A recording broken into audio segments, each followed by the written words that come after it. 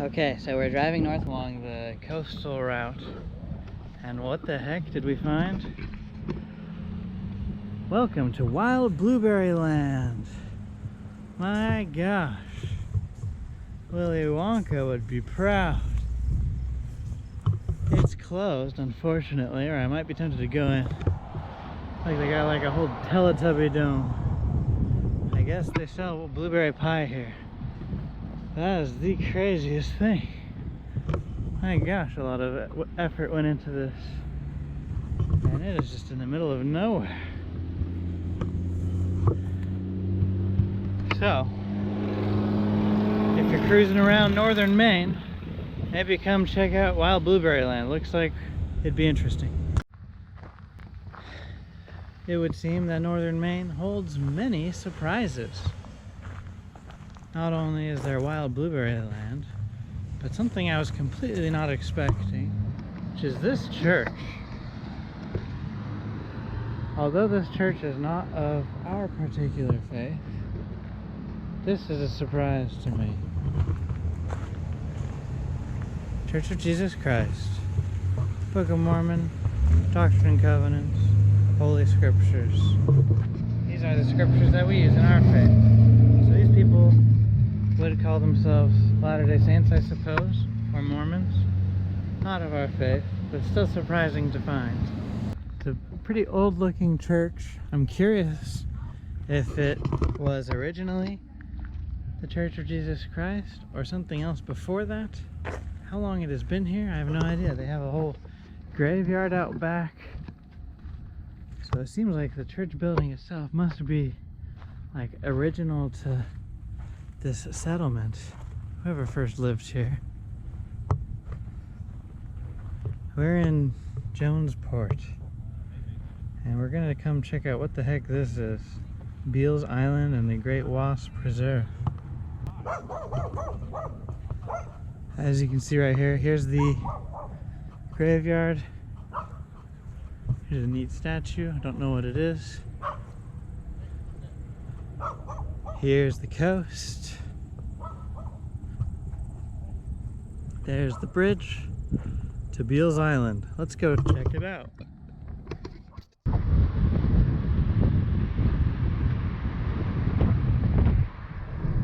It looks pretty. There's like a whole town over here.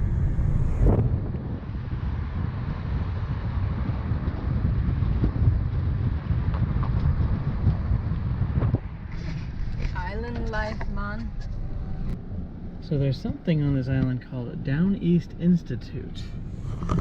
I don't know what it is. Some kind of research center.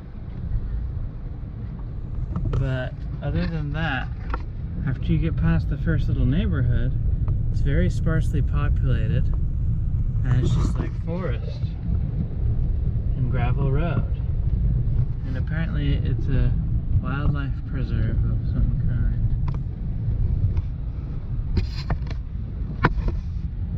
Access by permission only. Looks cool. Hello. Hi. Did you guys go walking back here? It's the first time here, so Really? I don't know anything about it. Me neither. Well, it's supposed to be a 5-mile loop, 5-mile loop? or there's two shorter ones, I think. Oh, One's okay. 2 point something, one's 3. Interesting. Yeah, we just kind of stumbled here by accident. Yeah. Looks nice. Quite a secluded trail. Peaceful. So, looks like we have to turn around.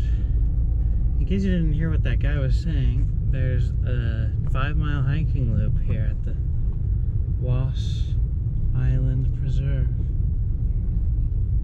So, we're not gonna do that because it's hot. The road keeps going, but apparently there's a sign saying we have to turn around. There's some lobster traps. It is an interesting island. Definitely something I've never heard of. And we did notice there is a little Community of Christ church here on Beals Island, which, who knows, maybe it is historically connected to the same group of people who had that Church of Jesus Christ on the other side of the water. So, having explored Beal Island, or driving around as much as I could, seems like mainly what happens here is lobster harvesting. There's a ton of boats out here and a ton of lobster traps just everywhere you go on the island. Seems like everyone here just fishes for lobster for a living. And maybe not everybody, but a good amount. Anyway, it's pretty.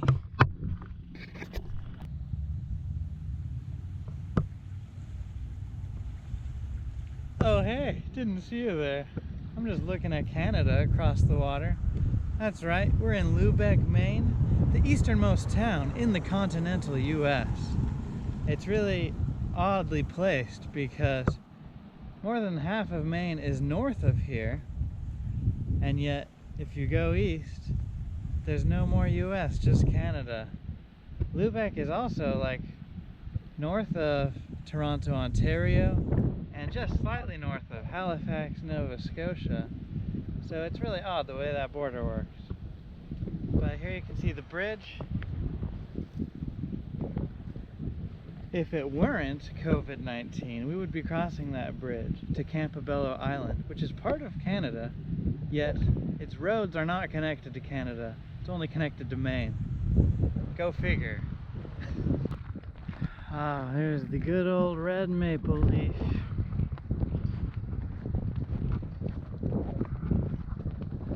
This is a memorial of some kind. A lost fisherman's memorial. Interesting. And if you look closely in that fog, there is a Canadian lighthouse.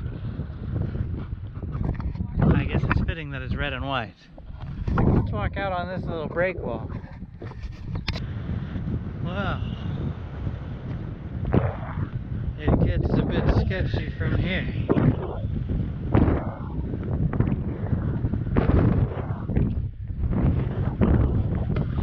But I reckon if you wanted to do an illegal border crossing, this would be a pretty easy place to do it. Just got a little swim ahead of you. Not bad, maybe 200 meters. You used to be a swimmer, right, Melissa? Yeah, that doesn't mean I want to swim.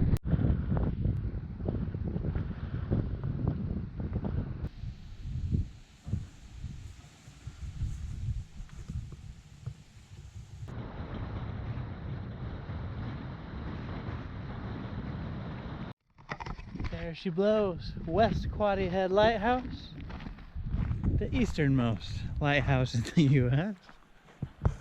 And somewhere here we're gonna find a marker for the very easternmost point in the continental US. She's a beauty. The ocean, the end of the US. Somewhere out there is Canada. If only it was clear, we could see it clear as day. So here we have it, the easternmost point in the USA, West Quoddy Head Lighthouse. It's a beauty of a lighthouse. If we had less fog, we could see Canada.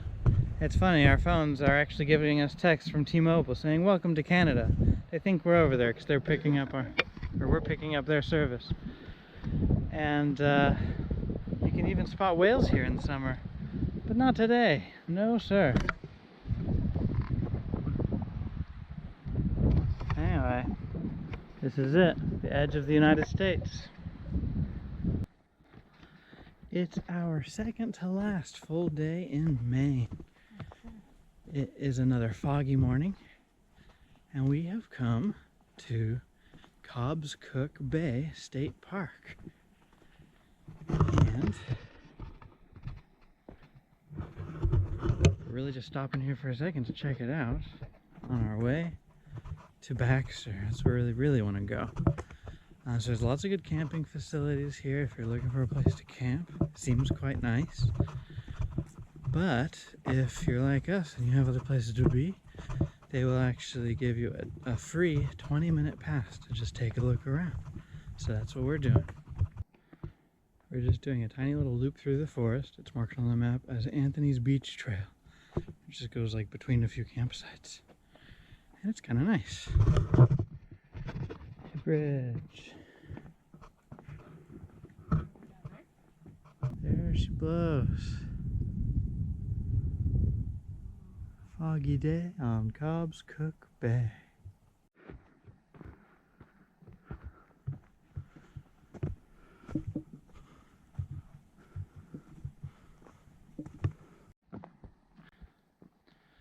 Okay, so we totally made a mistake. We've been hiking for like a solid 20 minutes now. In the park for like 30 minutes, so we're probably gonna stop and pan our way out. We're just hoping we can find our way back to the road. It's a bit misleading because the map just shows this tiny little loop getting behind the campsites, and there's no way that's accurate. Yeah, it just keeps going.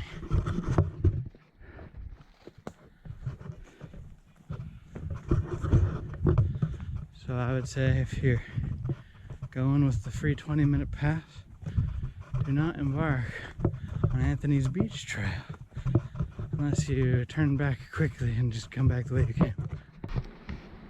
So these are the reversing falls. As you may be able to see, water is all rushing in this direction through this channel here. And that's because the tide is going out. In about 2 hours, it'll start flowing in the other direction. As high tide starts to happen again. We won't be here to see that. No. But that would make for a fun day to stick around long enough to see it flow in both directions. It's not a very common phenomenon, but they have the same thing up in New Brunswick, not far from here, where they have the reversing falls bridge. We would love to see that someday. Maybe next time we're in the Northeast, we'll make it up to Canada.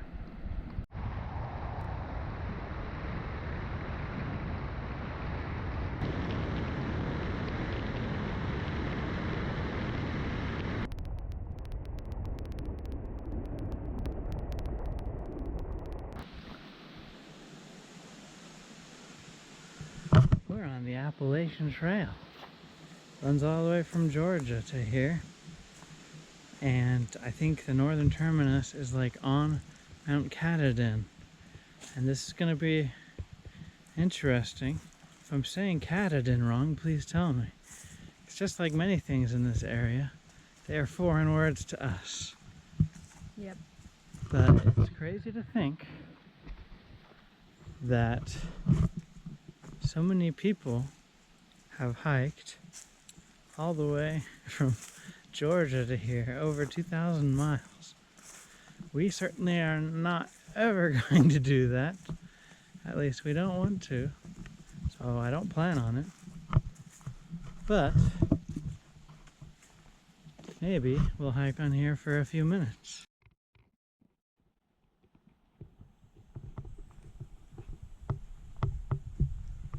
According to this sign, it's a huge warning. It is 100 miles south from here that you will be able to get any supplies if you want to hike the Appalachian Trail. Apparently, it's the longest section of wilderness in the entire trail. So they actually suggest you take 10 days worth of supplies with you at this point.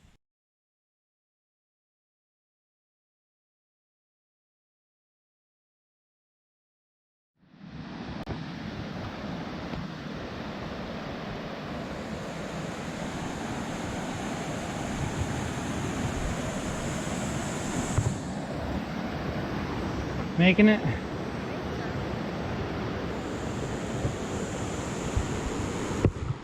We're in the Debsconeag area, which is like by the southwest corner of Baxter. We just wandered through a campground and found this river.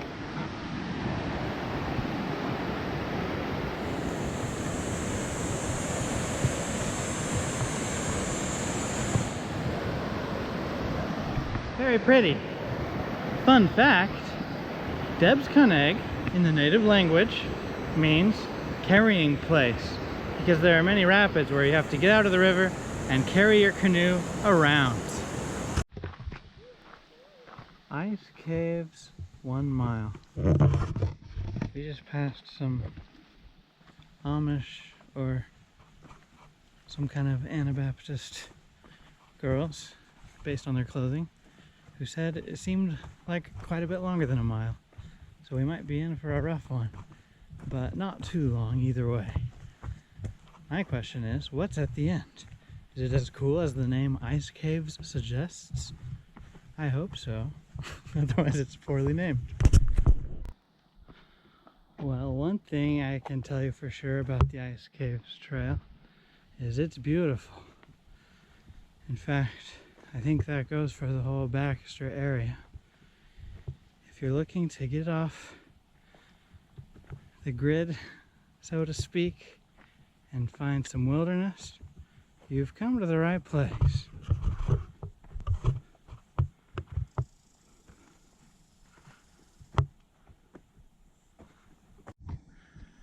We have reached the ice caves. Shall we venture down into the depths? I think we shall.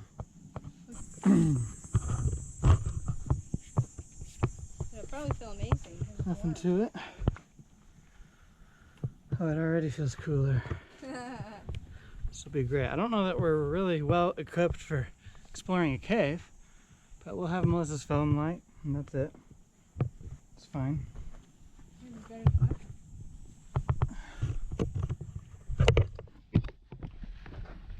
I assume it's not a very deep cave system or anything. And especially since we just saw some children. if it is deep, we won't go all that deep anyway. We've made it down into the entrance.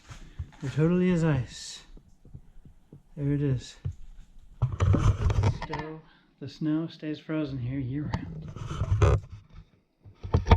You up getting down here? No, I'm just wondering. Oh. How big is this place? I don't know if I want to go down into it. Oh, we won't go far. Oh, that's the end of it, really. Careful. It's got to be slippery if that's ice. Oh, yeah. No doubt. What would you say, Chris? Would you say it's like 15 feet high? 20? I would say. Maybe more? Yeah, probably about 20 feet from the top to down here. I'm attempting to enter another cave.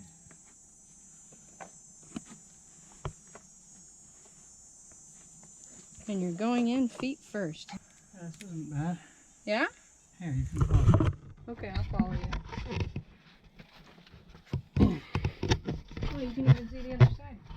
You can see light coming in on the other side. Up through here? That way? I guess that would be doable. It's a little wet. I think it's actually bigger. We could just go back the way we came. That seems easiest of all. I'm beating you. She's going for it.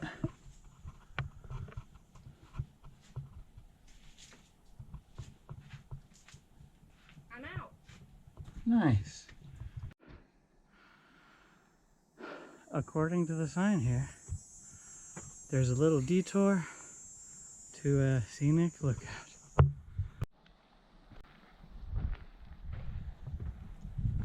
And there you have it.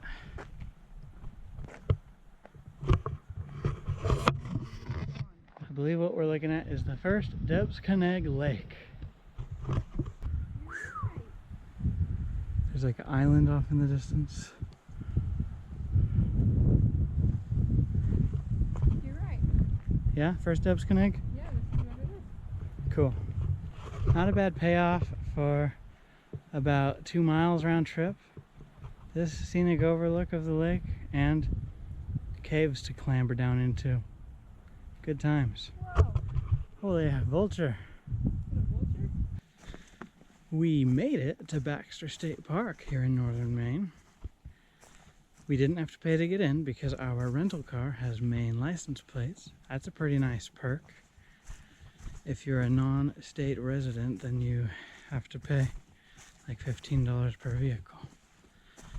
This is a pretty nice park so far. I haven't seen much. We're on the Roaring Brook Nature Trail right now, and we're not going to be able to do much more than that this evening because it's already getting later. It's like 6:30 p.m. This park, something you should probably know that I didn't, is that there are no paved roads. It's all dirt, gravel, sometimes bumpy. So you'll do fine in like a two-wheel drive vehicle without much clearance, but it's just gonna take time to get around. So expect that. When the park was established back in 1933, part of what they wanted to do was to keep it forever wild, or as natural and primitive as possible. So they do have some roads, not many, and plenty of hiking trails, and you'll find parking areas with bathrooms and things. It's still fairly low-key. So that's one of the good things about the park, is how natural and raw it is. But just something you probably need to be more prepared for. Not a lot of places to get water, not a lot of anything.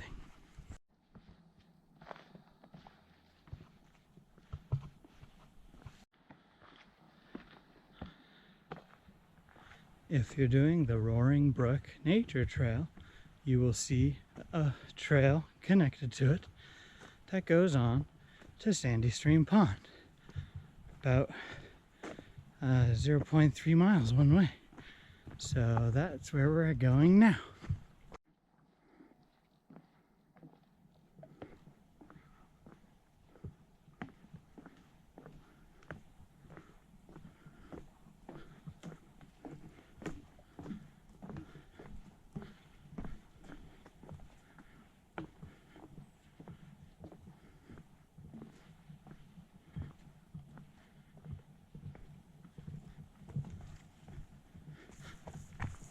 Beautiful. And there is Sandy Stream Pond. Just in time before it gets dark. There's totally moose out here. You definitely won't be able to see it, but it's beautiful.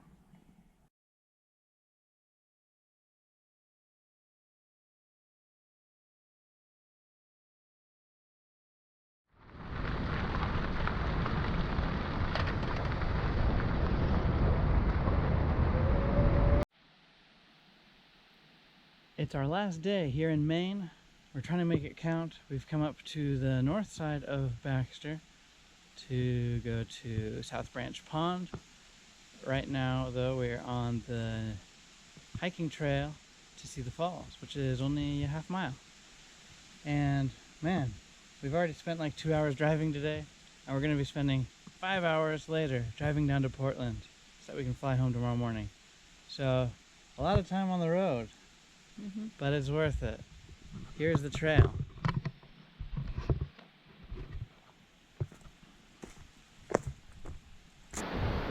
It appears we have reached our destination. Here are the falls.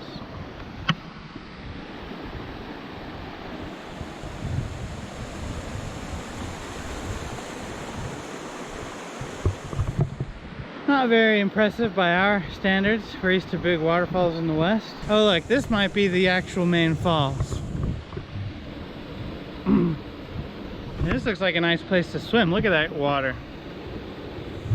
Ooh, I should have brought my bathing suit. Maybe I'll get in anyways. How's the water, Melissa? Feels great. Well, I sure hope so.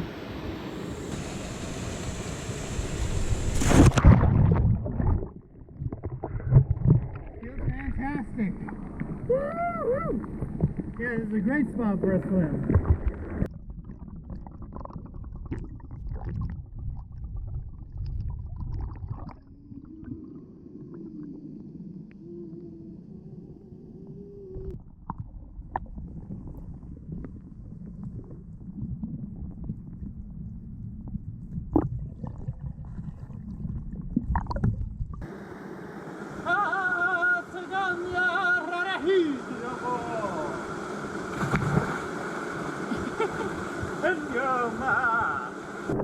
Man, that is refreshing. This, my friends, is South Branch Pond. We took a canoe out, and it's absolutely beautiful. Water's peaceful. We are sheltered from the sun by a bit of clouds. It's perfect conditions. We talked to an older guy from New England who says that he's traveled all over the 48 contiguous United States, been to all the parks, and that Baxter is his absolute favorite, better than any national park. And I can't say I agree. I think he's a little biased, but there is something very special about it. I do love it here. It is going to be one of my new favorite places. And I personally would love to come back someday and take on the challenge of Mount Katahdin. Takes all day, and it's 4,000 feet of elevation gain, but it seems like it would be a really cool experience. If you're not up for the challenge though, I've shown you a few shorter hikes you can do here, and there's canoeing. Don't miss that. This has been an epic 12 nights and like 13 days in the New England area. My first time here. There's still much to see. Leave your comments and let me know the things I need to make sure I catch next time. And we'll probably end here unless we see anything epic along the way home.